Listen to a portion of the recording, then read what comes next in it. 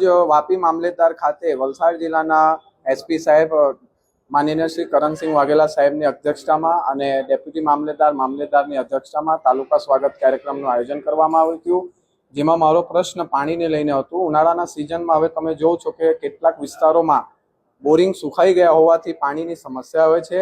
હમણાં તમે જોયું હશે કે 2 દિવસનું શટડાઉન કરવામાં આવ્યું છે, પણ કોઈ પણ રીતે પ્રેસ નોટની જાહેરાત કરવામાં નથી આવી અને વાપીની પ્રજા પાણી વગર એકદમ ત્રાસી ગયેલી છે।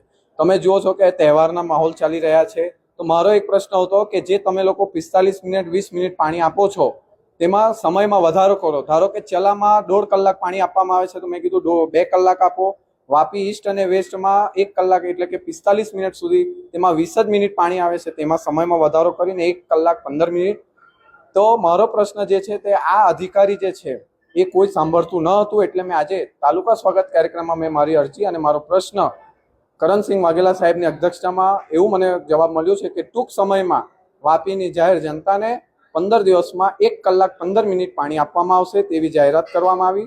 અને પોતે આપણે હાઇડ્રોલિક એન્જિનિયર સંજય ઝાની અધ્યક્ષતામાં પોતે એમણે સ્વીકાર્યું કે અમે આવનારા દિવસોમાં પાણીના સમયમાં વધારો કરશું। જો મારી અરજીને સંતોષવામાં નહીં આવે તો વાપીની પ્રજાને પણ હું આગ્રહ કરું છું કે તમે પણ બહાર નીકળીને પોતાના સોસાયટીના નામે અરજી કરો અને આ મહાનગરપાલિકાનું જે બજેટ છે 670 એ જાડી ચામડીના અધિકારીઓ માટે છે, એ પ્રજા માટે નથી। આજે પ્રજા કેટલી હેરાન છે એ કોઈને દેખાતું નથી। જો તો આપણે ગોદાલનગર, ઇમરાનનગર, પછી મુખ્ય અમારો વાપી ચલા, વાપી વિસ્તાર, વાપી ટાઉન, જ્યાં જોઈએ ત્યાં લાઈનો તૂટી જાય છે।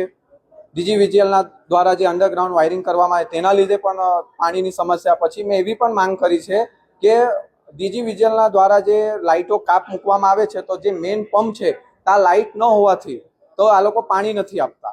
તો મેં એવી પણ માંગ કરી છે કે હવે તો 670 કરો, હવે તો મહાનગરપાલિકા બન્યો, તો તમે લોકો ત્યાં જનરેટર મૂકવાની પણ મેં માંગ કરી છે। એ આવનારા દિવસોમાં ટૂંક સમયમાં એ લોકો આયોજન કરીને પંપ સ્ટેશને એ લોકો જનરેટર મૂકવાની જાહેરાત કરી છે।